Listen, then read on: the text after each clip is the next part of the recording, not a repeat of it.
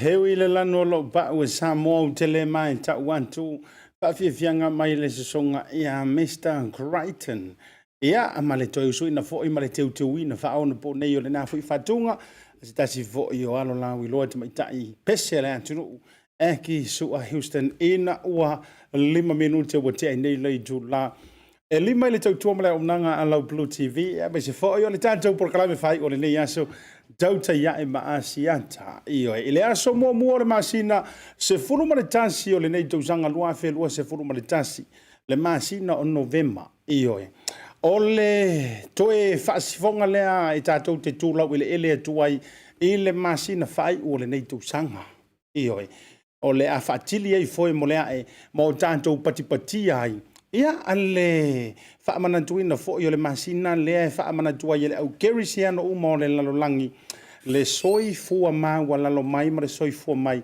o lo tanto mesia o le pepe o le tanga io no vinga la o le ape foi fa atini le ape foi le o tato yai ese le vave o le alo le tausanga io o le nei atu lava le ingalo io mea mana na ia na tutupu ia Januari io ma mea fa le fo inga kupu o le nei lava le te antu io ia mana tunga sa ia le amatanga o le tausanga ma masina fo ie fitu valu iva se furu masina taruai o le nei lava pe fato a te antu ana nafi a o le nei ua tanto to ai to no ia i le aso mo le masina lona se furu maritasi o le nei fo i tausanga Bluwave lua so maritasi fa talo fa ma fo lo fa ma lo le malanga mnuia ma lo le folau i langi ma io ele tawilo sa lutia i puava i le telo taimi ia sa ye fo le taimi e feta ia i fa io e lo le manga le tulanga fo io le savalinga e fo le taimi sa le mautonu le mau manatu io e pe alo i luma pe alo i tua peita ia o le nei ua tantou so tuli mo tantou wa tuli ma va fata o lea ua tongi pātau le ave le alofa maleanga le leo lo tātou ma taisili le langi e peo le tale le ulu na tautongia le tamo alai ya antua ioe le ala ua tongi pātau le ave ia le alofa maleanga le leo le tua ia wai uia au te le o vai antu yo tau fōlinga la le lei au le lei tau sa fia ioe ai wala vā tūlanga fo io le mawhanawhana tau te moli mai ia o tau like ma o tau love ma o tau share lungo le tātou programi. Ia e moli mai ai se langona fia e tau tua pe mo o tau Samoa le hantunu pele le loto ma le anganga ma le wha moi. ia ua to itua poli mai pe upu e masania na la ua mo wan tu le tu ava male na tu vasa o afo ini futia ualu ia halu ia mo ke topa ioi wani ale ua afo ini leanga sa fianga iai o afo ini lelei ia fai mau la e fai mau sei e ke sei mai sa vali ai ile malu o le taitai au a o tatou iai le urua ia so le nei fo i masina lona se foru maritasi o le nei tu sanga ioi ia ua sui le masinga ua kau fo inga sui o ka ko wa mionga ma tantou winga aluia o ki topa malau kau whaamu. Ioi. Alu o ki topa malau tau wha. Ioi. Walanga sa warkanga nganga ia mātou fo i rauli i Samoa. Sere kau whaamu o le ri. Ia. Whaki ia o ki topa malau tau whaamu. Ia. O a fo ini ni tūlanga ni masenga. Ai mai siau te tara noa to tūlanga whaapea. Walanga ili te tau peona e sa vali i luma maa moa mo nei mea. Ioi, a oani futia ua halu whaantea o ki topa. Ioi, e nā ua lafo inu e leini tangata o iai. A iei le taritonunga. Tātou fo lau le langi māma tātou tiritili luma le foi. Ia a wāmanuia o loo fetuleni mai, ma feta o mi mai. Ele nei māsina tāu o Novema. Ia, a matatu ai foi mar proklami le whaatalofa mleo folofa ma whabeantu. O ai malawa ilantou o le a whaamanatuina o lantou waso soifua. A matatu le ulua ia so o Novema se ia pa ia le aso tolu se fulu o Novema. Whaamanu ia tu le porokalame o tō aso soifua, ia whapeo le so. Ia, happy birthday ia joy. Manu ia lo aso soifua, mlo aso whanau. Ia e uia fo i o lockdown mantou i au gilani manisi o le pitonu o i Waikato. Ia manai nisi i lunga i whangalei. Ia e le taritonunga, ia o lo malutia lava, ma maua le fia. Au fo ina ia vele lockdown ma mea o le a e aloai o e lea ri tamai le whainga o se keki e whaamanu ia ai lea so soifu o tina po o le whanau fo. Ia po o kou fo i ki ngai ka ma. Io e le whapio whila lockdown ngai whapio le han. Ia, sorry, e le so was whanga uwhi. Me ke ora le anga i whapenga. Io e ngā whainga ia lo was whanga au. E o ai kako, i kako a inga fo ngai wale o koero loko mai ngā wala audia. Ia le wo o fo i la whaile ansi whana usi toe ina. Ia te ia le wo e whamai ka i le anga fo i le ngai lockdown. O la le wale wana te tala whale o loa e whai ei keki. Ia ma o tau, whamani antu le tue o tau asa soifua. Whaatalo whantu Asiata mara proklame o tau te iai. Ele nei fo i aso. A o le aso ngā fua fo i le nei. Ia e pa utonua iai le amatalia fo i o tiu te mawhaiva o ngā luenga. A whai fo i o le whato a e toi tau whatutu i lunga e te alu te whai ngā luenga. Mana tua. O le so. Se lau ono se fulu ma le fia. Se lau ono se fulu ma le wha tātou cases i le so. Sa o i reo forka miki sa wai. Okay. Sorry, te whasa watu se lau ono suma le lua. Lo le ala ua break nei. Wa sa whai melele ko ki tolu aso talu wai. O le aso toa na ia. Se lau ono se fulu. The most ever recorded ia New Zealand. Talu ona tātou whitaui mai. Ma tātou fusu mai mare wha maile nei o COVID. A o le sola. Le ala ua break a kwa i ngai mika e lua. Se lau ono se fulu ma le lua. O ana na fia se lau whasuru mon tupu. O me foi leia i ovalo i lunga mare se lau kau umano ka fia kau whai kau unga pe fia. Uio lea. Ia, e sau se taimi e ia umalo le ansore nei. O a malo fo ia lei fo na si la fia ma malo le tanto watunu. Ia o asonga fua ia maua mai le lao o sia uso po le fitalenga ia le apai va ale lua. Ia mai le fetu folau po le FETUFA'ASINOALA. Mai le Star Point live multimedia i nai Loken, Brisbane i Australia. O le ama futa mai foi. Ia whaasoa ma io le ato whewai liai. Ia me se foi ia le utanga sasa. Ia ma whati ala mati manantu. A wā foi le tūlanga o lo iai le pangati o tātou. Ia o na tawarunga mai la ia lea. E le whionga ia le Leaupepe Talai Junior Lene tala i Lene. Ia awa fo ia tūlanga o le alo atu le neiva yasu manatua. E iai an tātou tūinga te tele lava. Lea e whaasauni e tuai. Ia nisi o whaala potpotonga e peio malisi. O le fo ta pena le skopa ioe. Ia tama matene tuai o kolisi o Samoa. E lantou te whaia fo i se tūlanga o se tui mawai. I le aso tuana i nei nai le mauto Samoa. Ia e mawale manoa le whionga ia Leaupepe. ia e fio mai foi ia e fa manino ma fa mai yo le tulanga ia o le foi e maua e ia foi le tuinga o le foi tu fa tsia malangolongo sua e tama matini tua yo le o nga malisi ia o ingi kengi o mau foi malaka kala pe ingi kengi ku ia le na ai fa fela ia tu ia tu tanto programa le ni vanga o le fia fio yo le tale ia me se songa i fa fia ngai tu langi mo tu fa le tua o le ala foi le tau langinga po le fa langinga o fio yo le tala le lei ma fa fia ngai tu tonu o fa fai tau langa ese fa fela ia tu Asiata mar programa le fanga le foi ia ale tapo inga mau fo ia sia o fa fia ngai po sia o fai au sunga pasta waiter male fali tua melody me se fo le no fo halo fa tai fo ita talo fa tai fo ita no sanga ma na pongi se fo o le tapo ingo fai vanga tai leo matua a hinga bo mai masani ia ai si ui lo fa talo fa o to uma le o ma futa lu ngor tanto programa fa talo fa tu asia tai anti o to uma le te mai tau watu e tele lava fo inisi fo ilunga o tanto programa po o hasia mai mo te mi mua a wona ngalo o le fo tanto live ilunga o le YouTube fa talo fa tu ai na mata mo le vasu na tene le ua ta o to lua de seunga le temile nei ele ngantala lunga Facebook a fa pe fo le ke sa lunga Facebook e fa ale akele oi I kau ainga kingi fangu o resi vai. Ia, me I lunga o le YouTube. E pia maanga yara ka maanga ke se sa o ia o e tele e le ini au vaenga fo I le au fai kofa ma au fai utanga. Ia ui o lea. O fea lava le platform ro e whamafuta mai le teimile le tautai ai. Pantalo fatu mo folo fatu Asiata mo oi. Kisa matu pa iso o le fai ma le tau mafutanga. Pantalo fatu le ngantai lea Rita Ame Berosa. Malole soifo mau malole langi matafi. Pantalo fatu fo ia sulu o neone e le ngantai lea o Weoli Yando ma le tau mafutanga. Junior va ngai ma yama joloa. Momole jolo fanga o Asiata ma proklami mo utou ngantai lea sio se pop nga sio. Iyo.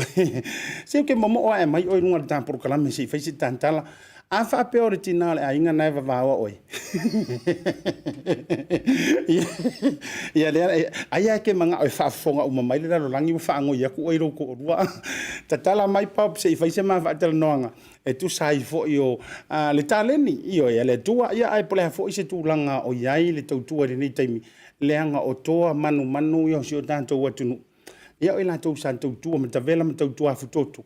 Au wale tau veina fo yo le fo so tanto tunu ia fai pelenga mala le ia au mala ia le sunga tai le sui tai malanga ali tanto manu sa mo fatalo fatu le fionga ai le saoli le fionga ia Tuala ia ale malu Ben Silva le mafuta mai ia nga tai le ia o le falitua le no falo ia ai me se fo yo to uma o te loe mau lo tala o lao le so tai o wona ingalo fa tala no ai fo le fionga ai le saoli ia wa fo ita penanga male lo atu antama matin tua yo malisi ia wa fo ile lango suaino le ia kui o ka ko va o e le anga uko o ia fai to tui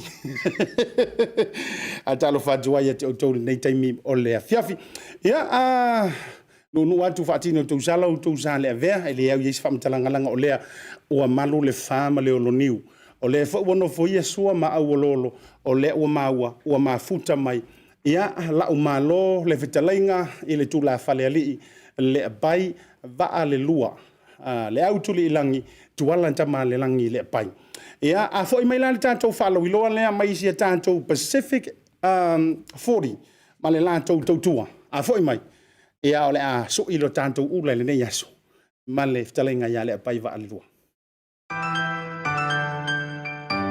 Telephone voucher is one of the most convenient ways that I'm finding now to do my shopping here at Farmer Joe, and my sister just sent through the voucher on my cell phone, and I just go straight to Farmer Joe to do my shopping. Ole si tulanga petusili ole tau. Ole la fo me ole pe patala olo.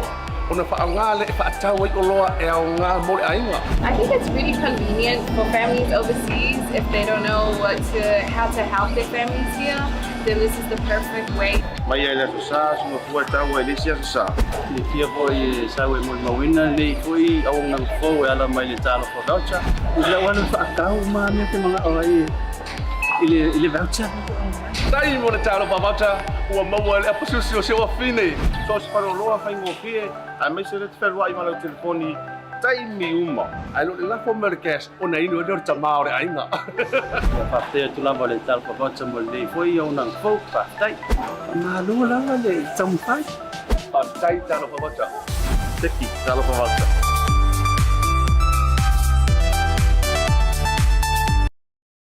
O le whaamama awenga le nei ma le Pacific Isi, mo au tupe whaamumoli Samoa, a o tapuni ai ofisa mo le whaawa yaso. Whaonga nei lolna wa unanga forward ta ua, o le direct transfer.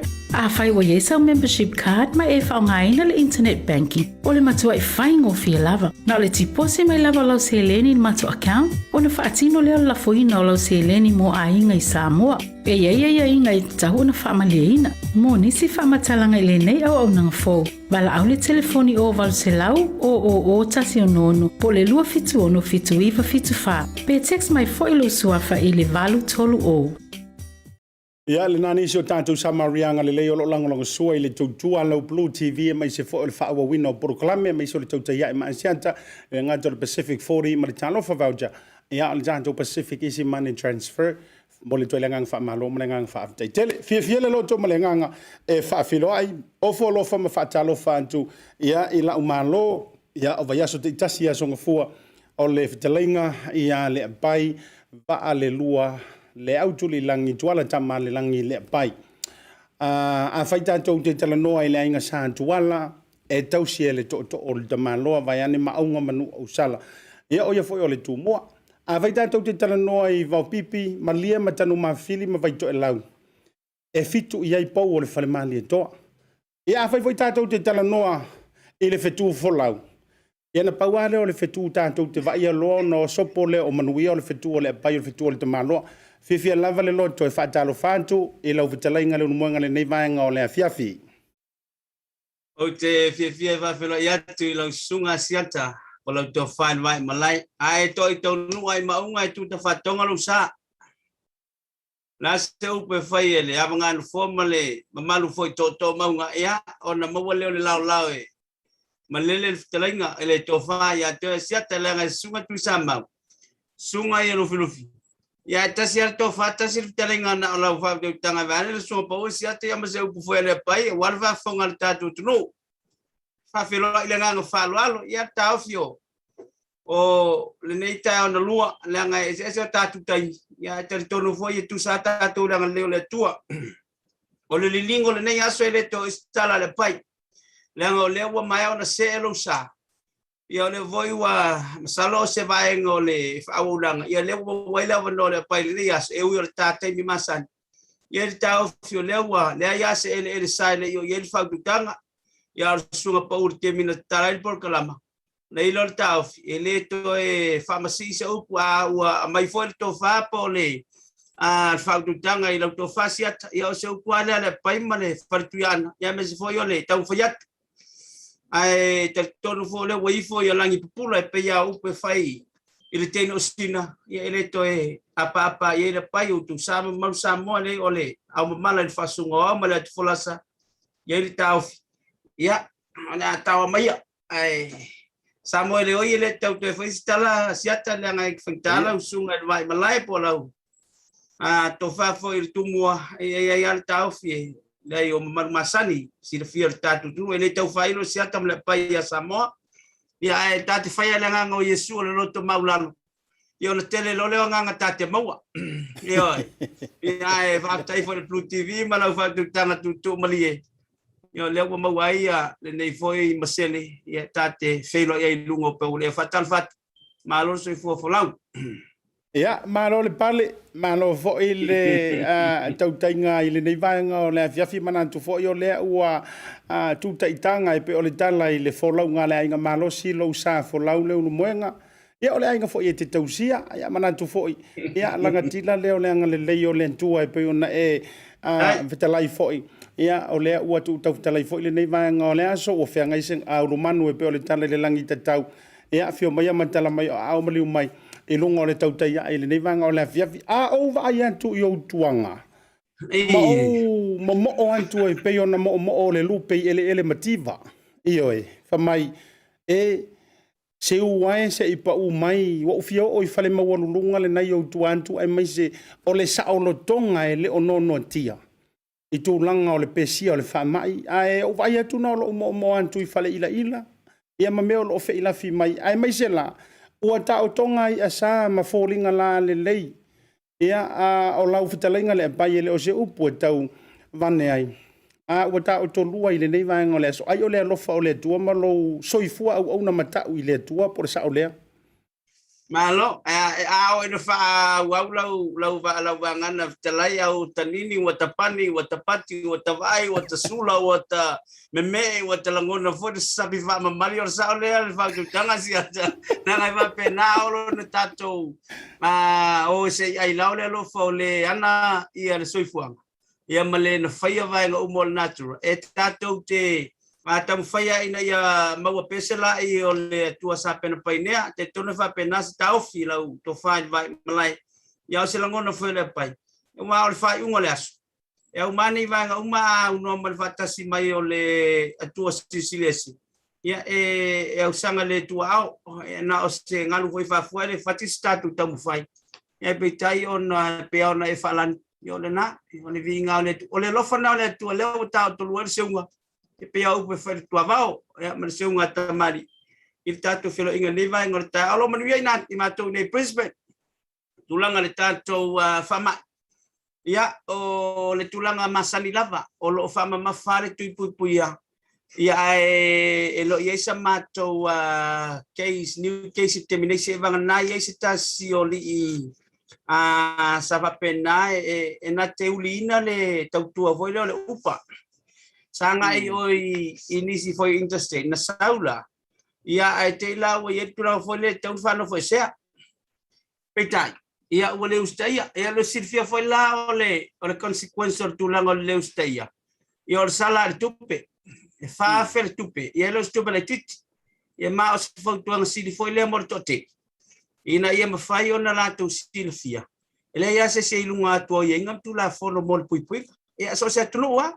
O tu la befe o na lagi whao pe Samoa. O tu la fono o inevo. Ia o tu la fono mai inga tātou te pui pui lele. Ina ia tātou sta ia o ai foi o le. Ma lola e mai fina ngalo ma whailo. E tauan tātou murmurta ia tulanga. Stasi vaenga o silfia tātou ia soi fua malole. Pero silfia stasi foi o tai o nea tunu o ineila wal matu stete. O Janet Young, o ia le sa whaururi, ele tanga luenga o sui fua malorina. Te le o le sao lea tina, i le tūlanga voi lea o le tautapu e ina ma murimurta ia tūla fono, mo le puipuinga o le COVID-19. A se tala fia, o le amatanga nei tau sanga sa tō whaita se foi le nei foi malo whastete. Ina ua la lata i le vai vai e whamawai ai le sunga ia tipo Chesi. Le sa ave ma kovana. Ma ua mawhaila o na ieli fuanga e tuula wanoa e vea ili tinalea makovan. O le malo whastete le nei. O le taeala ne siata mara sirfia. Ia lena official ai loa ma sa uwhailo for proclameta te ule stofi. Tulanga le na o fisfilia o le wharitua po le tina fo ia Janet Young. E vea makovan o le matou malo whastete. Ia e sa tau mati a whamae ar tulanga fo lele o le puti-putina. O le puipuinga o le COVID. Mai lava fo i le tūlanga i lato fo i ors fulon tau sanga lenta u whamatu i le tui. Lea wanga i mai fitu suma le fitu pasene tau la lata le iwa su pasene i lato lalo tau sanga le na. Taluen ngā luenga le lea letina, i au matua fo lea lava i mamate a olo le liwa sful pasene ma la lata tu tūlanga le iwa lima. O le atele in te tala pōra si nei ma tūlanga i pēne iai. Tai au neila, le sa veri sauninga whapitole na. E alo ia le vea o le sa vea mfaururunga o sui fua maloloina matu stete o Janet Young. E vea makovana o le malo whastete le nei. Ia o Brisbane au setalia po Queensland. Ia mai o lo whamawina o ia leo setina ia o le sa e matua fo le sa vea makovana o le sa vea ma whamasino sino le malo whastete. Ia o le la ua se atu ia pōti Chesi. Ia o le uwha mamalu tau nei, le la sa ia i le whainga o le whatautonga. Ia le tamaitai lea e vea malo ia silia mātu o tamaitai o Catherine Holmes. Ia ma le whaululunga o Australian Defence Force o Angus Campbell. Ia ma le mātu parimia whaastete o Anastasia Peleshai. Le la sa ia i mo le whatauluin. Au le uli la nei. Ia persi le fia iei kansolut. Whapapa whana I kangaroo, exida fia kangaroo point. Ia, mali. Na whapapa ina whana voilele o le salute, can salute. Ia I mole tulanga lava o sauninga tere whapenei, e whailoi fo. Ia le tulanga I pei lava o na silfia. Ia tasi fo ua vea wai pela o na manino. E tasi ar tu mai tairi tato tunu Australia New Zealand. Ai pei o kovana ma pale mie pei o la tona e fai mama fa fongalwe. Sila yai ar tamai tai lona fale nei wa se atu tofi nei kovana. Ia na sila le. E tamai tai le pale mie fastet. E tamai tai le famsin si. Ale voto fires tamai tai ave ma kovana as of today. Ia o se mato malo fastet. Wo ta ora vai tale. Ona o le sa foi ina tulanga famaluina o pui ngol covid sa vem faululungol se fo maloloi. Ole chief health department. Ya lewa. Fifia fo ia vema. Makovana. Ya lela wa tu ua ele sunga ya Port Jesse. Sa vem kovana mal fa tu ya fei. Ya le moto le malo. Ya ai ole ase atuaile wa ve. Ya ase talfia. Ya le lava lo e lava una wa amata fa malu le kovana fo nei ya tene yang. A lo mai pela na luta. Tau tuana e soifua maloloina ina ia puipuia mamarkia e pe ona itulanga na ro ngalwe vanga uma mo se vingo le tua siata me se o matou e tu sai foi mar saunanga se tala le tamai me se al covid male ni fa mai wa tato mask fa sola to ai o peita to ni ninja ya alo le ngang fa lo Malo fa tai I lau fa so mai me se o tulanga le longo pu I no mamalu lo jelo le tunu walanga o le upu moni la ia se ni usila Samoa le sona a inga inai au se talia e foi so tanga o tanto toto ivi o ano me se foi o fai nga wonga ai o le tulanga mati ele tau mai tau atu I lau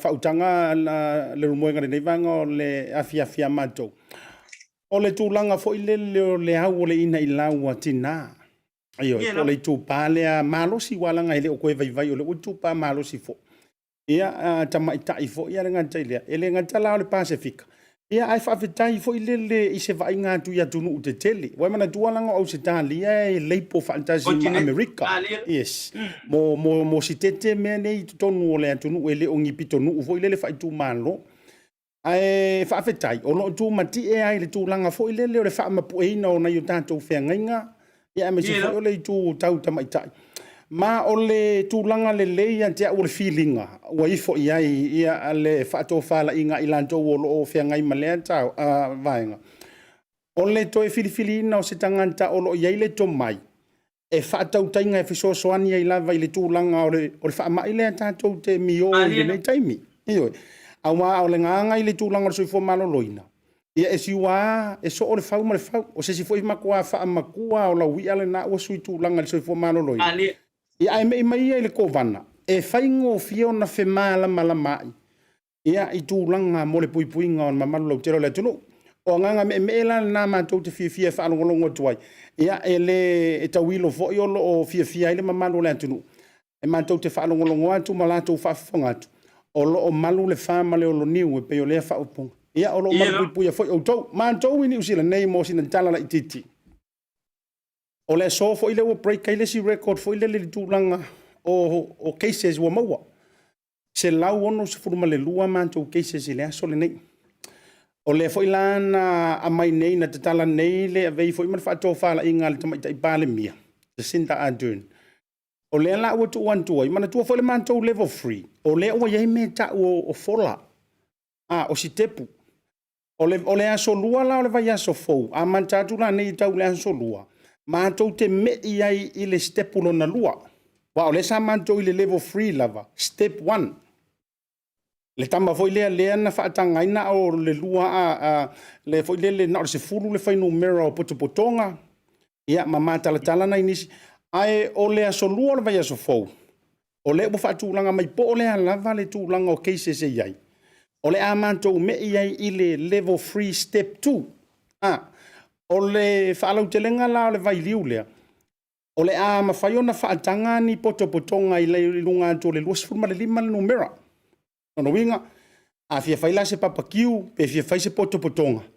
Ia, as long as la o le 2.5 o le a tatala retail shops. O le no inga o le a tatala nisi o fale o loa. Lea o lo ta puni ai le taimile nei. Ia, e mawhai pei fo i le lo mātou wau tō o tōwe e ia i le kamba fo i lo le target. Ia, o le WS, o isi whara o lofa pena o le Audi. A o mātou la, ia o te lo le a tatala i le Kmart.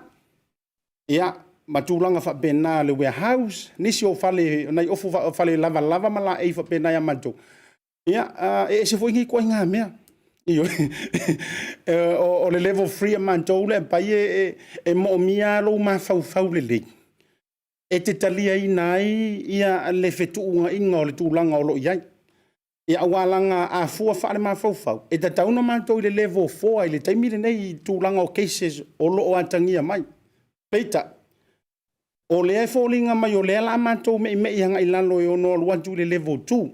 However, o le tūlanga lea e matua i una i te lofo ina te sila mai lava e lunga o penga ta whailangi. Ia, ua toi titi a le aise matua wha apotopotonga ke le pela i titi. Ua le matua tu vai lua i le vai pengisingi o re kaiminingei i le unga ina o i lantou e whai le tui. Ia, o le tūlanga lana o lo ia lima se furu i lantou le whale mai. Ia ai na o le toa lima i lantou o loo i le tūlanga o ngonga ICU ia ma tūlanga whapena o sina tama i o tonga la le na o le tūlanga o lo iai o le tasi o vaenga na mai tau le weekend e le ngantala o whaatupula ia o le numero i lantou o le ua matano e tui a ua whaatupula ia ma le whai numero i lantou o lo o te tee e u te fia whamanino o tuli vai liu le mai fo isau whaatou whala inga o whae pale mai moanga ne maru le dunu e lua tu ai ngā tangata te te e ia mātou le taimile nei. O le tangata te te e mua. O le tangata te te e le tui. Ma le tangata te te e lona lua. O le tangata te te e le umi ngā kaloka. O le tangata la le te te e mua. O le kulupo i lantou le te te e mua. Ka mala ia pe e le eise kui ai matua te te e a ia i le tui e le fia kui foi. O kama onga la le na, tamala na le matua ma ale ai, le ono pe pesi ai whaatele ino le whamai, ma le kurupulo na lua. O kama fo i e lea ua umanga kui pe le kui. Ae ua matua le fia i le umina kaloka o tanganta. Le ala ua umanga kui, ua o ai whai protest fo i lele ma uia wha lipotia mai Pamiua, se tasi o Pacifica Health i na clinic i na i Pamiua. Ia matua ioi ta e lava vane fa fonga maro le tunu fa lenga ina tulanga tio an tau le o le fo i a unanga ia matua tau ai au ina ele sa fai mai fo i le promotions al telefoni sur Pacific sala to wa lu ina le maro le tunu ina ia tau ma fai o la tu tu o tulanga la na ma ale o fia ngai ma do i ni usila nei au te lo e se fautuanga le ma fai ona e au mai. Ia i manto, walanga o le fesili lava pito tasi le tu fesili e le mamalo to telo le atunu. Ia, you don't have to be a skyrocket scientist for lele e so fai longa te tau fai e feli wa ima e fesili ngia ni si o meo lo tutupu mai. A o le tele ai o ai na yu tanto tangata fo. Ia, e ilanto we le fato fala inga e le fia so ngoso e tui fuare tino. E au noa male mahala malama. Ese mai il taritonunga e ono pui ai o mai fa. Ia au te loa i sau fato fala inga lau tele lau manino lau fitalenga le pai. Ia tu le i fo ia me se fo i fa aulo ma aule mamanu lau telo le tunu. Awalanga e anoa le fautuanga i te au mai le taimile nei. Leanga o nai tua i lo tu malo. E lo i se level 4 e lo i se lockdown ono lo tausisia tu lang. Pamole lo fio. Alo va te tele la vai lau sunga Asiata. O le ua manino a fo fa longo au fa fo Samoa sai fo malau fa le nga fulu wa le tulango ia le covid. Ia no mata wina tau nei le pe o matua faina ni fa malama o tele onisio fale ina ia to e me sa fo yo tonu le taulanga. O sai fale la matenga ina o mata foi ma tau foi tau atu foi tulango articles. Yo le na e pe falling all te ale na. Ia ai mana tua foi ala na te tangata ona ole loto lai masarsa. Ia ai o selinga tali seu ia afua ia i marito sanga vaisa tu poile nei fa mai. sa ili mafua le to fa fo ia na tu ave il to mai fa to mai le tua e fili ia ile ma fau fa tasi mal fau tua nga ta yo malo ma tu atu le mtanga luengo se fua malo loin e sa ili mafua po le ase vai fo sa mo termine peno sini foi ni sio ta o lau tau ina ngai foi le tatu mtanga luengo le stros e siaki tulanga o fua o le natula ia matulanga fo yo launa au strips pela vol silfia ia vaenga mo silfia lau tele ina ia mafai ona mawaini fo lo luinga e lo mo no pe ar tala fai te malo fa tu masanga ia so se tai tai mesol malo ia ma tau faina ia mo mori fe au ia maua se fo awal fa fitauli matulanga fa ma ia la lo ngona ia tato tai fo yo le o community po ta o ethnic group se mesata to Samoa ia e la vonta tu te foi ngalu fatas ia pela von silfia ao ina ngalu fatas ma o fatas ia tele ase vai nge foi na mo mai lo la ta ofirta o matot pela von silfia o leu fala lo la sufito te sema o ai o fale nei le matustete mai in the stage ma nisi foi pe o te tala tu malanga ia tu fafot o le afa malusia ilalo le Queensland fully vaccinated. O lono inga. Ama pe ia tangata fia malanga mai nei. O le afa malusia po le ala vala iau restrictions mau tapu and your personal policies ia oela vai ia. E te enai. O lono inga ama pe te fio mai nei pe te suma nei. O le afa malusia oi. Ai pe o tasina tulanga o lea o circulating lalang. Paula le mafuanga so sonic consideration for le talaino borders. O le fai o le vaccination. A tonu la fo e pe la vo le e ia ile ono tato sensitive langona. Ma fa pe o nei tu ia tonu fo wa. E le se tato te fatu saina le to fa manusina le tu e tato langona. Wa le temi tato te manatu. Ia ma mai lor tu spai ma pe ma le fa ma tu spai o vaenga nei atu ma tu i va pele o anga antigriso. Ia e tato te lo fo i ma tato mo tino. A tato wola le fatu tu le tato te tapu ai le tu le vaia ai ono tato mo ti non fatu tu mai le tu le ma fau tangata ia e fati no ai tu langa foi pe le tala no with my experience e to lavon tu ma morto famaluta so tangata o ina mas tangata ma morto fa tilo to so fuanga vai ngai pe fama tu mai foi la to o ia to mai fa to e fai ai o le fatu tu pui e mo le saunga le mu pui mai tato mai fama tele o tangata fioti ai muli foi no o mai le corona ma vai atu e mau ai o nisi o lawa afai na le covid sumalaiwa e ui o laina maliu ono le suka e ui o laina maliu ono le toto maulunga ma nisi vaenga a o mau ai suenga o lau circulate fantasi matulanga o siama ia ma vaenga vo o le covid se fulmaliwa so tulanga le leila leanga ye le langona foi le o tupu fe mai wa forecast po wa mate mai nisi o la to mai o foi tu ia ita o Asiata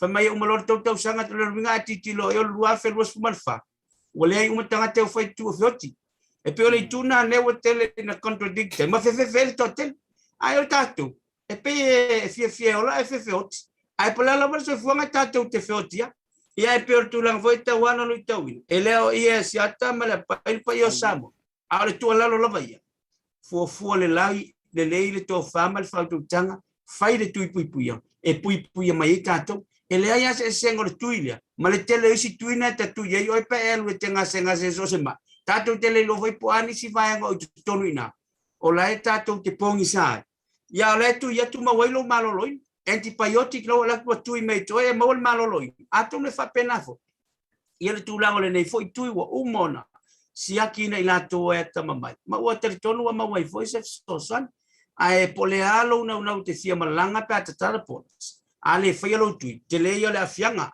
e foi mai fautuanga le stasi foi o polo fesa me ka infectious disease nei le Nathan University le sunga ya Nigel Macmillan ma wa fai mai le tulanga foi le liberal mal vai nga te tau la vol fa tino le tulanga lo winga te tau on respect ia fautuanga mo le fai ngol tui mo le pui ngo tangata la tele ia se tala le ai le ia le matapia le mana ia pe avatu se tau filua ina ile to fa ya sa mo le e fa ya la the decision is yours to make ia al fautuanga la vai ia pe le tala al fo mai le tato te pepese ele le ia le pui ia nai lo to tonga fitia tala na Asiata so le tuaima but for staff tu sama vai ngale wa fa maite Malo fa tai mana tua ole ata se ele vai nga te lo fo ole fa fai ule o se ta reporti ole ata ta tau ia ile tu langa ole covid ma le fa mai ele tai mile nei mo le ta fa so ole fa di mo le se ta por kala me se so nga fo ole nga fo nei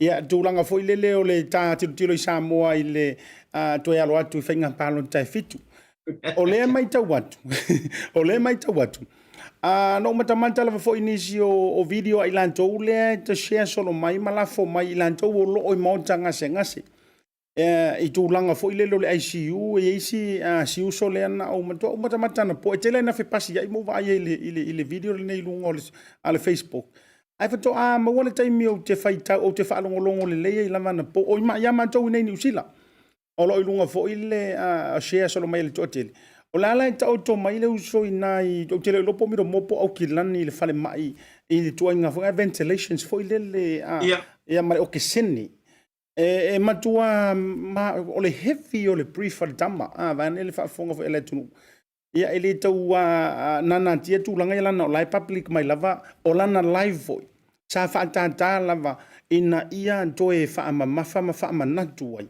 ia Samoa ia ila to upu ia tau e tele ana tala na fai mai ma tau sela lava si uso fo i ma tau ma fai mai ai fa mai lana tala o au le si tangata no te tele ile tui na ma tu au te lava ile tui i so o se talitonunga o te ile tui a talitonu fa teorisiano ke ai ile si fo talitonunga ia ile fa le mafau fa to fa la inga te ai fo e le i mana o fo i tui peita lea wa luluti tinga o le tulanga o le wha mai wa fia la uta o to ngase le o me le temile nei. O la na ungangi le na le au mai le mamano le tunu a e alofa i lau whanau ma to o lua. Alu e whai tui. Lono inga e tangia mai. Ua la vea le uso i wha mai le fisikui. La mantua i o ngaonga le tulanga lai ai. Ia tātou tau whai tatalo whaatasi mo ia. Ai ta batu ia la ungangana tu sa fa fa ngofi o le ama ia si ona lape la na lawa admit mai ia fa ia lo na lape fa ma toi fotu wa yo ma lama wa so fo le sitanga tale pe ona to fa tu fo ilante tala o la por kala me fo o tele ma tu fo sia ma fa ta wa na u tanga tale pai le fa fo ma ia tu fa tu lo fo ia ilanto le ma lo una ia le vanga le nga u te manu fo ia u ia awa e o ile so mar tu langa nei e pe yo se fai va o matematenga le nei me fai nei awa langa anta fai tau fo ima o tilo antu ia ilanto o lo tu mai ka ko fai yo le ku ma lo mai tu anga anta vai tu fo e o ai ni usira nei ia ele fo ma yo lo nga lu ile taimile nei il fale ma ia malo a o lai refuse o le was stand down o lai refuse e tui o ila e pe ye atangia mai ai se tūlanga fo ile leo fitongi ai fa so yo tua o ile fa ingora manda upu nei awa ana fa pe fo ila ilanto o maulo nga lulu ile fa ma ia malo ma fo mai por leva nga umanga ku wa ile on tantununga ele ta tau se tangata va nga lua so fo malo ina te mine on tau tawana ka tu fo ilo i so vai nga na wa vai ta dia ile tūlanga ile ya tau ai a fai o lanto mala anga male to mai fa atangata medical scientifically matulanga fa pena e ilo tali to nunga ile tau fa tawana ia stasi fo ma yo na mantua fa matua fai vai tono ni usila ia le lai one aver case le lai una fai nei usila ko ia tutu mai fo manisi o lo ia o tangata fo ile fa peta ti taunga vale ai wa ma fo no fa yatu le nga pe yo i fo ile tele na fitongi ia ma fo ngo tangata o ngisi a ka wo e kui ai ko kupu mai ngai me o kam publicly mai masawi lu mai mala fo mai le ma fai lo mai o le wo fosi o stand resign pe afa pe o tele fai o tele tali ale tu ya o tu inga tu langa fa pe nei e tele na fa adu fesa si ele ma malu no tele e te manat o mai sa fa to fala inga salani ai ma fa mai fa mantafi la vitalinga le pai fa mormol e ele ta fi mana ele fa longo atu mal fa fonga Samoa si vanga le upa ia ila u fa tutanga ai mai ele tawilo fo ia pe ana e sa no talai Asiata e pula tanga taila no fa to fala inga male mati mitina lona finangalo. E te tonu ngo si fo mai le na male o lo ngalu e tonu mtanga luenga. E ulo tatou e tofu tatou me instinct foi tulango la ngona tangata lava ia. Mali. O te iloa.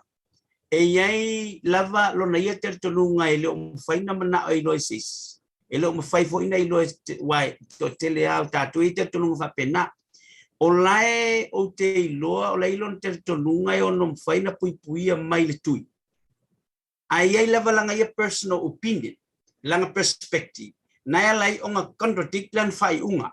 Tatou tele suasua po se tu fale langa ia kalesia polo na ila fo i tonunga au lena na ina fa molio la penga. Ele ase senga martanga ta voile le ula e foma. Laina te si fia le o si sila la pepa tapa langa ta tele ula. Mali. Pepa cigarette. E te si sila ia sa wa instructions matulanga warnings. Ai to tele o foma ia ula. E mala le ala ya fai naile langs matulanga foile le o vaenga foi o mama vaenga tangata. Ai langa o langa personal perspective. Laito tonu. E ye longa langona foi ele ai o la pa anga le o tapa. La sirfia le ya ma wal malolo ina ile refrain from taking smoking all the time. Ai langa o langa ia personal instinct tonu. E tato te leilo.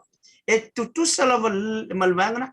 Laila wala sa wa mai o le tapa te ngase te mai. Ai langa ile ma fai ele na prevention. O le tau fielo langona. E o te fia ula. E pe o mala wala o ti o forma. E o lo le vai tale na o le tulanga o le fia tes. Fa mai foi ele ngase tapa o le te ula. Sui lo malana explanation. Ai sa langa tau fai na justify langa ia personal perspective. E te tonu la tau fina no o mamate va pena. Ai te tona fa pena fo langona o le li fo mai na po se o ngalue o lai loe malo lo ai mama wai mapu ile tui ia langa ile ma fai o lai ai lo ngai lava te tolunga o le tali tu la sia te sai male o le tali fa to fa manino na le o te tala no atu ai fa ma tu fai vo ngana ma fo le o te tala no atu ai se tau mati ai foi matapu e ai ia ape pele o lawol forma vaenga awa fo ta fa so ile ne fia langa o le taimi. Ya tar si ele lo fole tu ma foi se si masele ma se panga no. Ye fa wo fo ta fa le ngafu. Ya Samoa ya mertulang. Ya le tato te talope. Te tonu ya ya te yo malo o mai. E fo te yo manu. E ya mala mai tongo. Ela no foi te arte me mala mai tongo. Wa si si le sa no ngale na ve ma fong talaile. Fala ulo. Ya mala mai tongo. Sa tele te na matua fa te ia lagi me Samoa. Ina o malele vo le fionga tapa fa sina pole. Pai foi o sa tuala ya Leaupepe Talai manino. Masauno. Se ava pe o ava ngana sauno e fai lo malo le fai. Le ngol malo le wo mai tatu lang. Sa po salva ai po le artu lang tofa. Ya le o tongo mala mai foi lang tofa fa manusi. Ya vai wa la lape se taufi sa mo malu. Ya ai tatu o ia ile Jerusalem martote su mangalo se po le pai masiat. Manu teleina fa te for Blue TV la man ia mala mai pe tato fa tano masan yo le pai wona o se nga pepe ma warto fa tatala ilau sunga Asiata vai malai e se u fa le pai wasamo unia ni va ngale fia fito e felo pe Pa vetai o leo lea toi taliu malo failonga foma i le tūlanga o le soifomaro loina. Ele ngalta wa na ilo failonga o le matua faiva fo le foma i le tō whamanino. Wha Samoa ele anganu. Walanga mori sira fia Samoa o polo fesal tamano le matatala noa ele anganu. Upo moni lava ele o se upo vane ai. O ai langi si mau polo fesal. Ia, o le polo fesal le o le wha fala inga wha Samoa o lo au mau. Ia fai fo ilena o ngale o ino le ngana male nganu. O le so, o le la fo ila male fai longa le tautai ia o fo o fo mai. O tulanga le so fo maro loina. O le wai makua e kalia sa o e deilo. O le fato fa manino le lei fo ile. E sa o le lei. E la o mamate. E a langa mangua o fai vale o tamalo mantou ia pure le i te motu sa la fai. O mate mateng. O le i te me fa pe. E moni la ia tulanga fo o fato fa la inga tatala. Lea yu ke loanga, wa alo vaol vaenga lea. Ia, i tūlanga whapena. Ia, ina ia awana i tau fia, i leu launa le tapa ai peona e whatusa ili ne yaso. Uia lea, ia, se ilo matila, ai folau ili angi mao le o wheloa, ili nei vaenga o le fiafi. awana I fatu matunga le fautanga awa le la ma to ina ia o tu mo mapule I tu au mala tau ai ngai le taima le to le fua ia awa fo I lo no pia ia yo faiva lo fia au ia me se fo yo faiva fa ma tu o faiva ia nai Brisbane au Sitalia ta te felo I bea mo le tolo fango le Tautai I lau fionga po lau fitalenga le tula faleli le pai ia po lau fitalenga fo I po fito le fale mali to mau matangi ia o lea ta fa soifua I le anga le leo le tantu ta pausili le langi alofa tele atu mo oe felo ai le vai aso fo soifua mai maria alofa mo di po Asiata ia te felo ia manuia fo le toengo ni aso ma le famo mo fa soifua ia to fa soifua Samoa le tantu fataranoanga na ma le fitalenga ia le pai va ale lua ia le nei vaenga o le aso o le fau ma le fau na ona tantu atu le fa lo ilo le tantu Pacific 40 foi mai ia o le ua fo I le to ia o le apale mai le ainga e tausia le to o la inga sa Tuala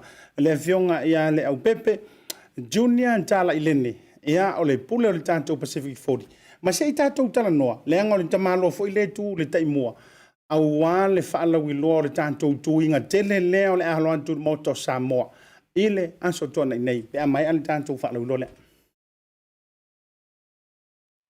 Tautai voucher is one of the most convenient ways that I'm finding now to do my shopping here at Farmer Joe, and my sister just sent through the voucher on my cell phone, and I just come straight here to Farmer Joe to do my shopping. O le si tūlanga pitusili o le tāua. O le lafo me o le pepa tala o loa. O na whaanga le whaatawa I o loa e au ngā mole ainga. I think it's really convenient for families overseas if they don't know how to help their families here. Then this is the perfect way. Mai ai le sa sunga pua tāua e lesi aso sa. I fia foi sa we mo mawina nei foi au nang po e ala mai le talo for voucher. Ila wana fa akau ma me te mga oi ile voucher. Tai mo le talo pa voucher ua maua le apasusi o sewa fine. So se whanoloa whaingo fie. A me se le te wherua I wala o telefoni.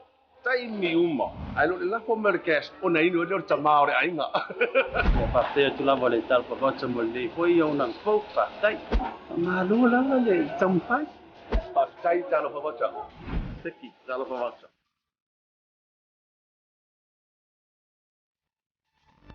O le whaamama awenga le nei ma le Pacific Isi, mo au tupe whaamumoli Samoa, a o tapuni ai ofisa mo le whaawa yaso. Whaonga nei lolna wa unanga forward ta ua, o le direct transfer. A whai wa yesau membership card ma e whaonga ina le internet banking, o le matua I whaingo fia lava. Na o le tipose mai lava lau se Lene mato account, o na whaatino leo la foina o lau se Lene mo a inga I Samoa. E ia inga I tahu na whaamalia mo nisi whaamatalanga I le nei au nanga fo. Wala au le telefoni o walu se lau o tasi o nono, po le lua fitu ono fitu iwa fitu wha. Pe text mai fo ilo suafa I le valu tolu o.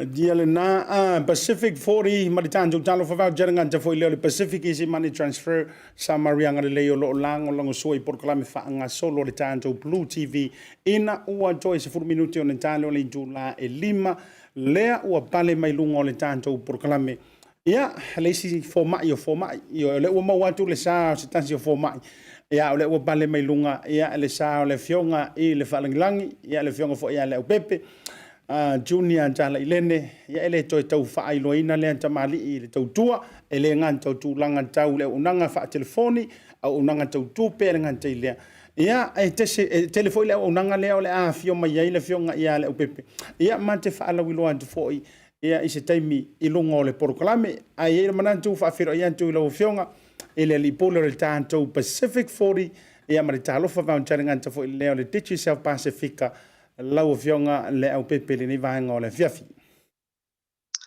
Malole soifua lau le lei lau tofa Asiata po lau fetalenga foi le vai malai. Malole tawa tai foi tiutem faival nei aso ia fatalo fatu foi pa anga masania le tatou po kalame tonu ia olo au ina lava le masina I lo to soifua I le anga le lei ma le puipuinga foi ia le tatou matai sili. Lene wa tatou aulia mai foi le nei aso fa popo o lo to soifua ma so mata wola foi ia wala tatou fo longa le wa to e nai aso ma nei vai aso ia tatou aulia foi le fai unga le nei tausanga ia o aso fia fo yo lo tapen penatu ia Asiata Io e tanti tau fai fa malo le anga leo le tanto ta pa usiri le langi o le au tai i sao manuia lo sa fo lau lo fionga o le ke mai ka waku e ser tu langa le senga mai lo mo lo la e le nei vanga o le afiafi e o tele o mai lo iai po o le tu langa wa toi mo o i taimi o e la ititi ia i taimi fo yo e ta alo ai le faia so wama ia pe ia se fa mo nga silian tu wa fuai ona la e lo la e o le a onga i se sano ma fa me melo ia le loto lo fionga fa aftai Asiata ia masalo le toe tawilo fo ia tulanga le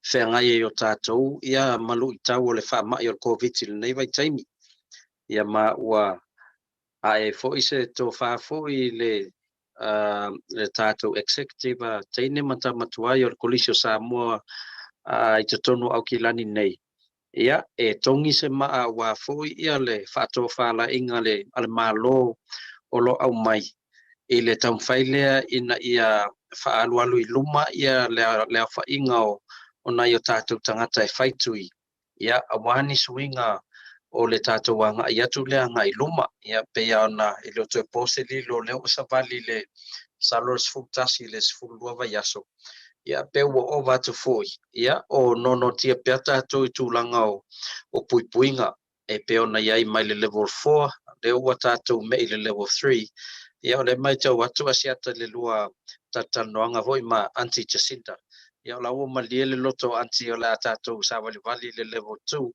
i le vai aso fou a te tonu lava ua whaingo fio na whai nei suinga i el malo o no lewa ai mai le tau whai nau umao o nei o tātou tangata ina ia whaatino tātou tui pui puia ma o tūlanga fwoi nā le tau whai le tātou skopa i nei au ki lani ina ia tu whaatasi se wha moe moe mo nisi lava e le i whai atui ia o lea ia wanoa le aso tō nai i le mota o Samoa ua soso tau au mai fo i le fionga le konsula o le maloa o Samoa ia e whaavanoa mai ia le mota Samoa e whaatino il wha moe moe ia ina ia whaingo fie e nei o tātou tangata o nā ngā i atu iai po whea lawa o kilani o lo e nufua ia leo sua ngata lawa le mota Samoa i mangele ia e mawhai o nā ngā i mai ai o la iai le whaingo tui pui puia ia pe ona ia le tātou molo faalu temin nei bring your mates to vaccinate o lono winga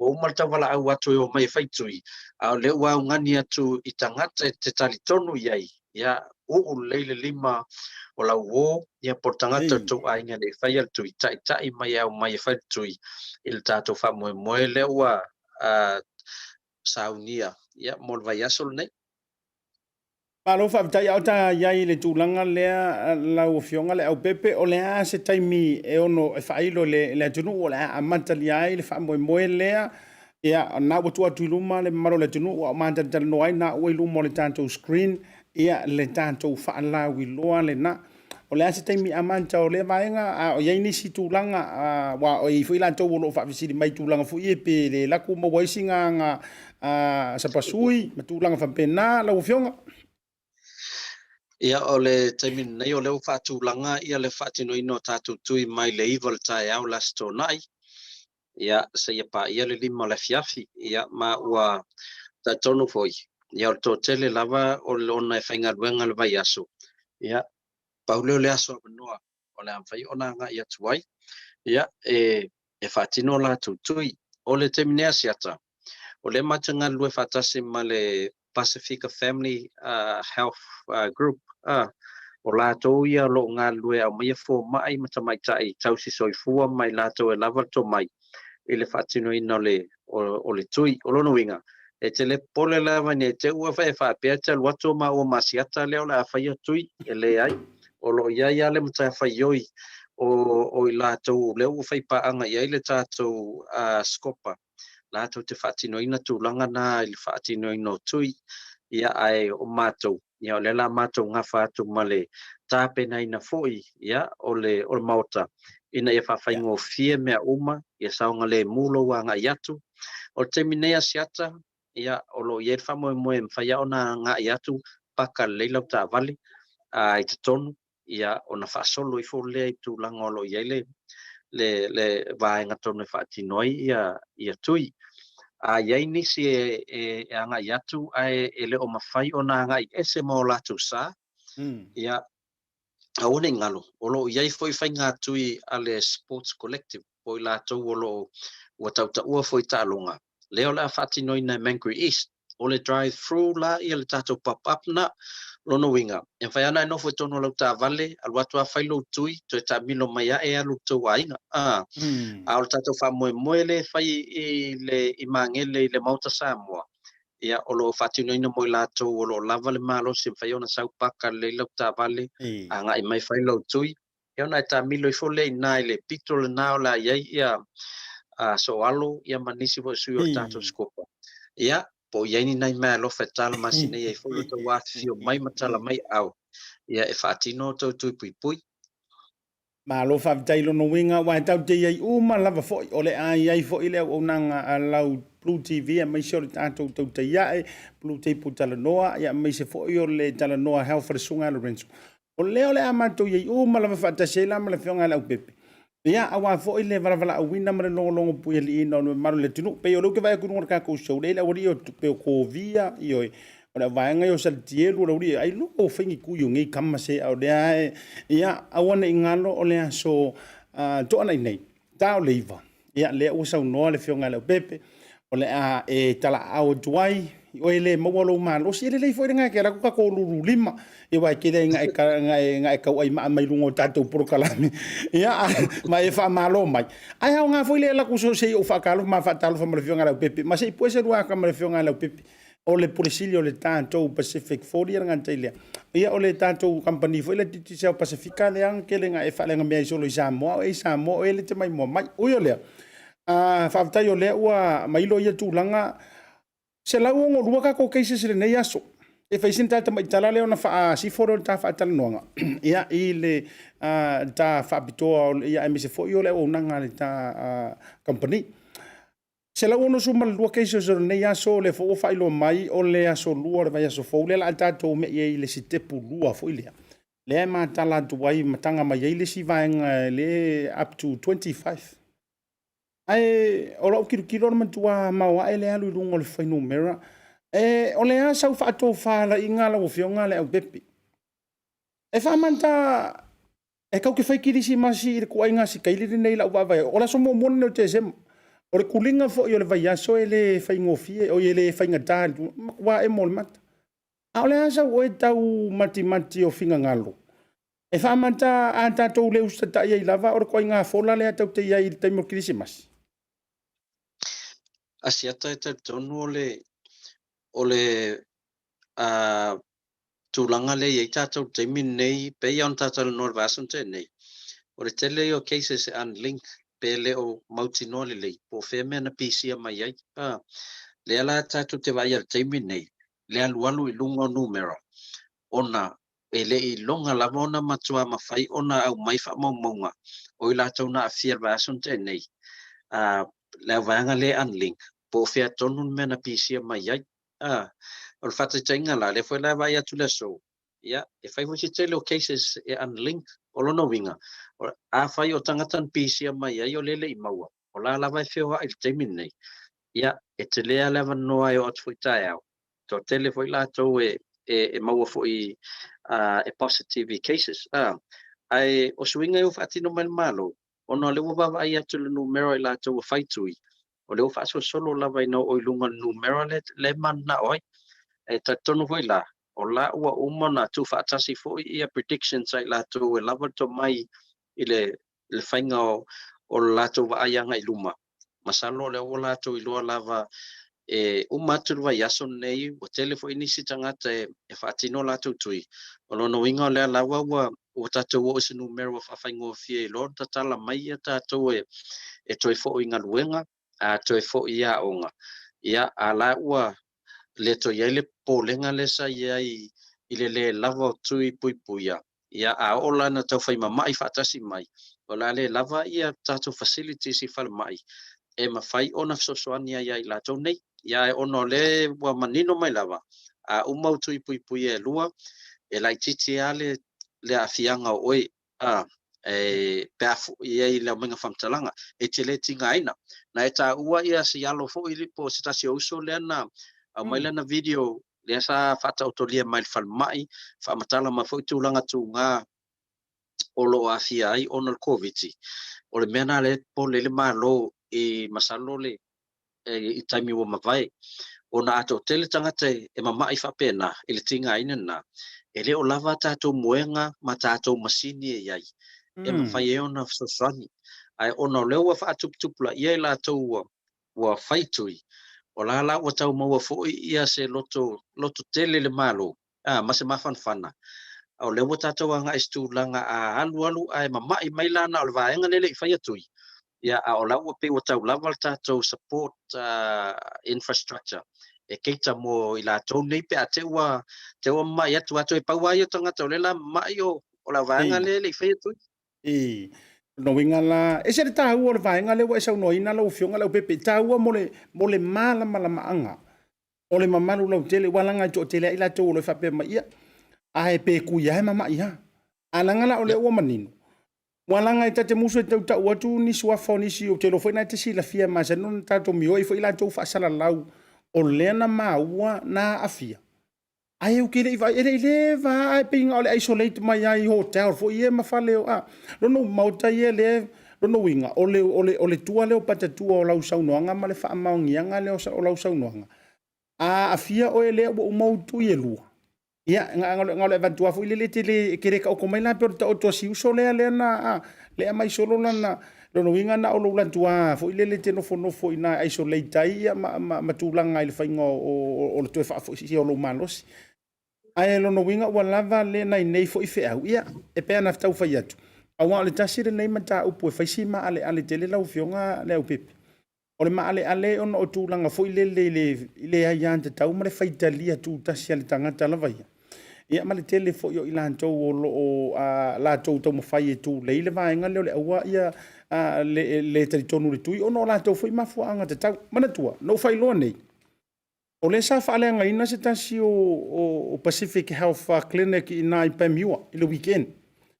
Ia o le fo ina tau su el tu lava le tanto tautai ia e ma le prokalam. Ia ele o li lifa tele ele o le au vaenga fo le au le kui. O le fo ia maua o le fo I masalo mia tangata na tui. Ai o le fia ile umi o le lockdown wa o le tuai nga kurupu nga e lua le o ye le taimine nei. O le au vaenga fo ilele o le anti-vaccine. Ia ma le anti-lockdown.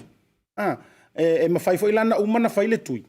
Ua makua whei kakanga ia waranga o whea kaika. Se whewhe fo kare fia fiwa lewa unka fia le loku fo ilele whare sāla o fionga Leaupepe.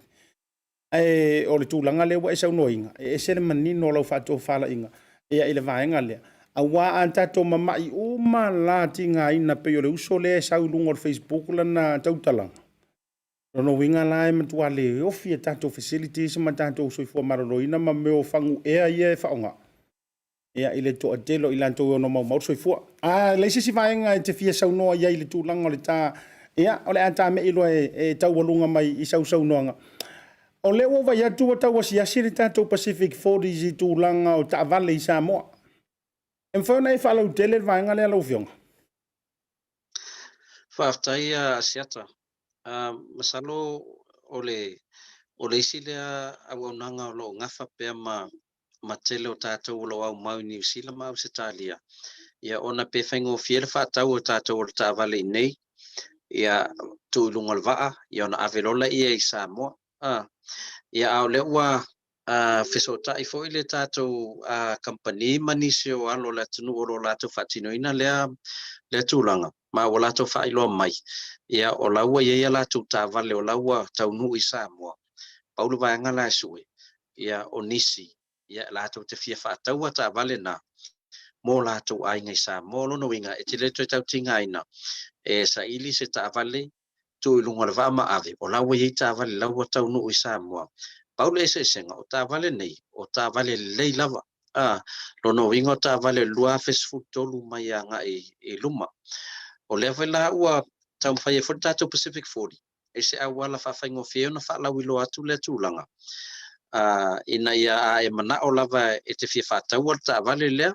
E mwhai ona e so tai mai tātou company tongi mai el se Lene ia ai release le tavale lo ai ngai I Samoa o le taimi nei ia ona le faisi fou i o lea foi whainga paanga ia e leo i se tūlanga voi le mawhai ona whaini tātou arrangements pe whai meso deposit tongi mela ia I release le tavale o le taimi nei o le tātou tavale mua le nta whalau ilo atu ana pō ia o naua iai I o le tavale na ai a lava lau se Lene le tau pēr so tai mai ia tau na tongi atoa mai ia oi foto ainga I Samoa piki tavale a le ai foi a fia oi foto ainga test drive mua masiaki tulanga fatoa so tai mai ai ona mfaila ia le ona e tongia mai a matou tavale a release I Samoa ai mole ngai luma ia fatai fo ile fatatanoanga fo I male tofai Asiata o le ilo ai o lo ei au nanga fa pelo na mia tatou o masalo la le la tam fai nga e vai ia ni company finance fo ia e mafai ai ona fatino ile le tongi no tavale ia matongtongi ai ia I release le tavale I Samoa o mea lava tonu lava e mafai ona fai ma e tonu fo ia Asiata o le au nanga tonu na le manna o tatou ona temi nei e le o mafai ona release le tavale Samoa fai se arrangement mas company Samoa e tongtongi atu ai nei le ia ona le telefone tulafono ai na tulanga ia ai ola va ili lava masa ili ai I se mea whaingofie mo tātou wa pe ol mautau ave ana tātou Pacific 40 fa whaingofie a wala e sosoani ai tātou ia nofo I fafu mo tātou ai ngai Samoa lewa mawhaiona whaatino le tātou voucher teimi lava e tongi ai e tau nuu e ale voucher I Samoa I le telefoni al tau ainga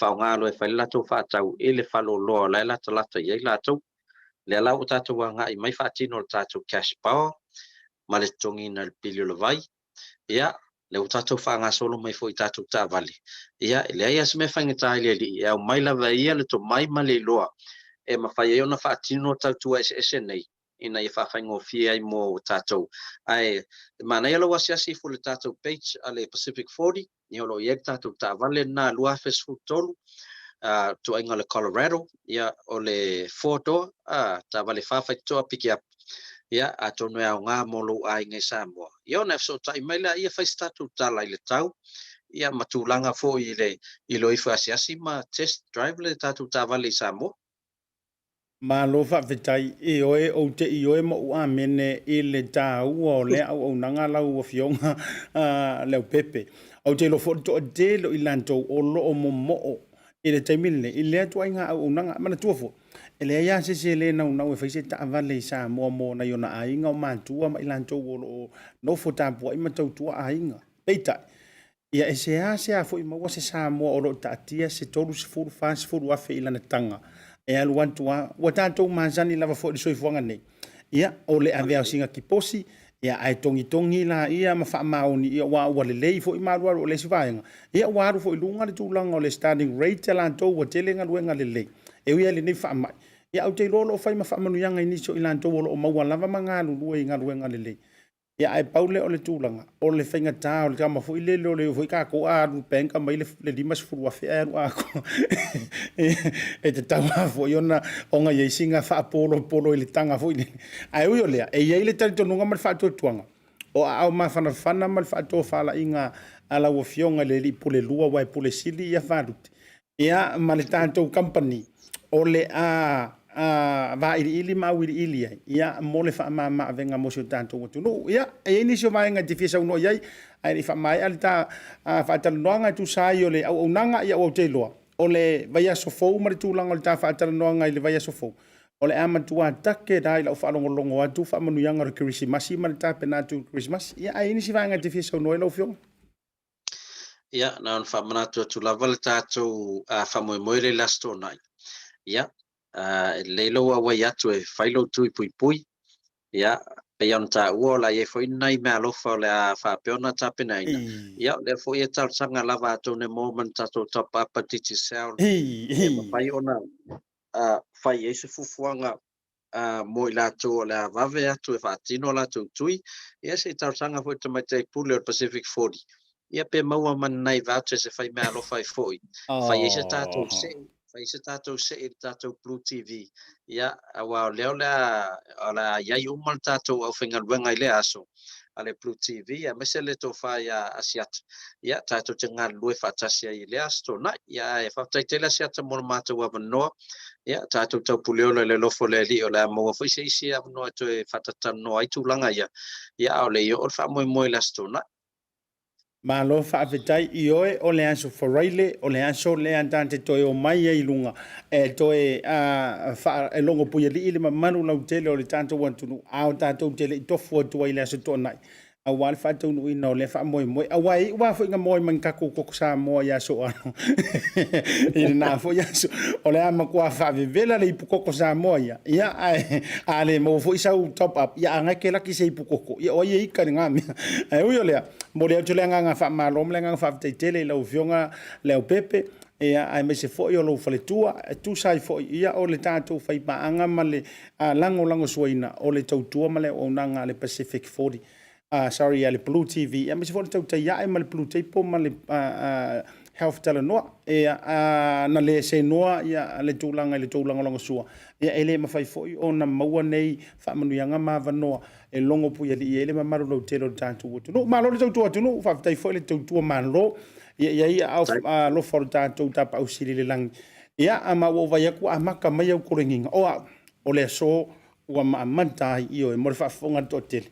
Ia o le so ngoinga ko ke va ia ke au resi vai aso wo ko ka ule loa ui o le ia tato ta pa ile so for ile lo fa tele atu manuia to to manga le ne fiafi Tautai Asiata manuia telefu fanga solo ia so fo ia Samoa le tanto te ia ele na ma Asiata le ne vanga le fiafi le to le onanga lau Blue TV mo moli atu o lo fanga ma whamurianga fo i le vanga la fiafi mai se lava le tofine te sisi le mafuta mai nai i sini au sitalia ia ma le tautonga songa le matua whaletua masanga ia whatata manti le lua ma le nofo alo ma lo lava le lango sua i proklame whaanga solo le tātou te ia e mi se fo i le nei o unanga sunga to via ave ia ma le whaletua ia langi a whapea o le nā lava e te mimingi solo ele i whaialo tui sau se sumai ia i le ansa tōna i moto Samoa ia po le nā whaela tala tātou i nā i le meolo e no pia ia i Stamaki Road alanga te lea ia sina umea to via lan tole mafuta mai Australia mo le tolo whaanga ia Asiata mo o tōranga te lea lele misi i fopo le mafuta mai nai Alaska i Anchorage ma lo lava le soifua manuia whaavitai le mafuta mai Oscar nao i nai Japani hung jinshu talo whatu i hante oe i ki o fo i lau whaia vanga i ngā i sainga i le maoa e fo i o se sainga ia oe ui o lea marutia oe au whaola le tātou tap au sili langi ngā te leo sunga sa le tieru mo le tolo whaanga ia whaatonu tūli ma le tau mafutanga i ngā tafo i lea tu fine tau eu ia mai se fo i o lo whaanga mo po mo se o anti tina ia va ia me se fo i o le lantou sauni fori malanga tu fo i sa la fai i le vavea o tai au ia wa fo i fuafuanga le ainga ia marutia ia au wha au loro tātou tap au siri le langi ma le tamai le pai le mafuta mai nai lau li ia wha pe fo i se o tamai avao liko ia ma o to u ma la volo mafuta mai ai to fina tonga tā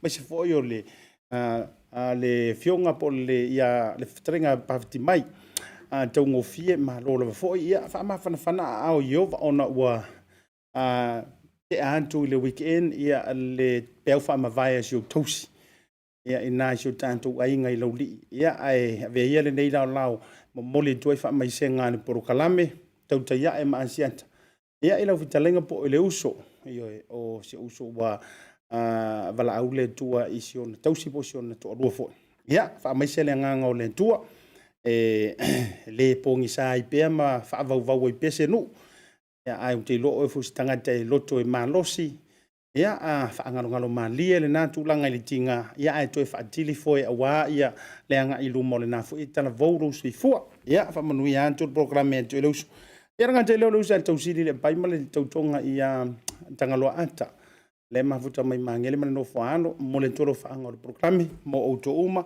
ia manisi wale mau auto swafa ia sa mafuta mai lava le mtango le programme o le tolo whaanga le tautai ia. E tātou whiro i lansuan tai au, mana tua. E ia e mōre maa whaatara noanga mua ma le a minister, le fionga po le fitalenga le antinu, mawai. O le fotu mai le sa o le fionga i an Tuala, le malu pensilva. Ia, ta mai tio le malisi au ia fo i o le tai malanga o le tātou manu Samoa. Au le whaatara noanga i le afiafi an tai au le tautai ia. Manu te le ina tauru manga o le ne fiafi. Tia taro whatere mo utou, soifua mai manuia. Tamalelagi voucher is one of the most convenient ways that I'm finding now to do my shopping here at Farmer Joe, and my sister just sent through the voucher on my cell phone, and I just come straight to Farmer Joe to do my shopping. O le si tūlanga pitusili o le tāu. O le lafo me o le pepa tala o loa. O na whaanga le whaatau ai o loa e au ngā mole ainga. I think it's really convenient for families overseas if they don't know how to help their families here. Then this is the perfect way. Mai ai le sa suma fua tau ai le sia sa. Le fia foi sawe mo mawina le foi au nang fo ala mai le talo for voucher. Ila wana fa akau ma me te mga ai ile voucher. Tai mo le talo pa voucher ua maua le apususi o se wa fine. So se paro loa fai ngo fie. A me se le tferwa i malo telefoni. Tai mi uma. Ai lo le lafo merkes o na ino le tamao le ainga.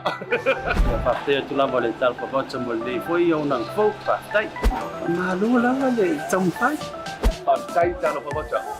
Teki talo pa voucher.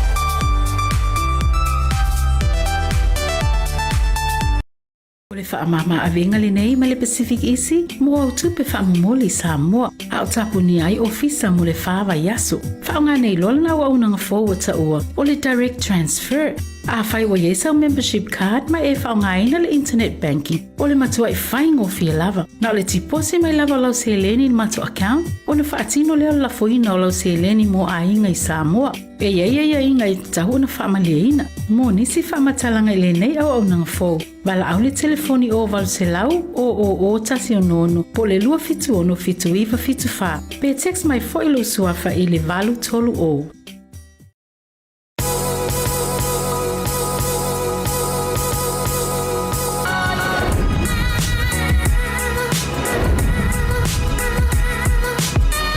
Tau tua ma le au nanga remote tau Samoa service station nei tona i mata.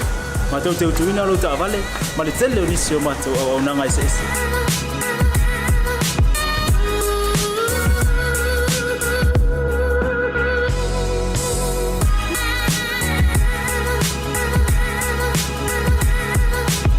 Ai le ngata foile, ma tau te sea ke ina fo ila ta vale.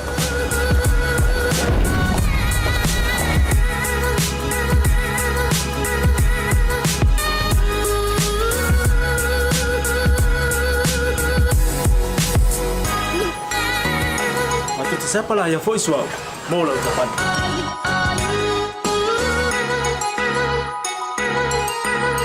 Apa itu yang baik pak ulusa? Awalnya telepon, matu siapa lah yang voice mau lah ucapan.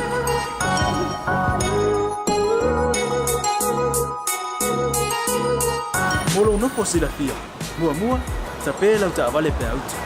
Mua tapi lah telepon ni time out tu inai lah ucapan. Mana baik nggak mulu. Mana tua fo e matua i fasa ina lo tau maktapa ai no fuanga pape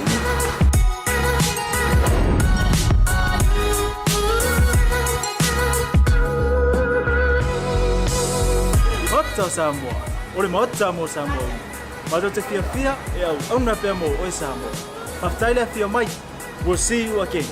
God bless.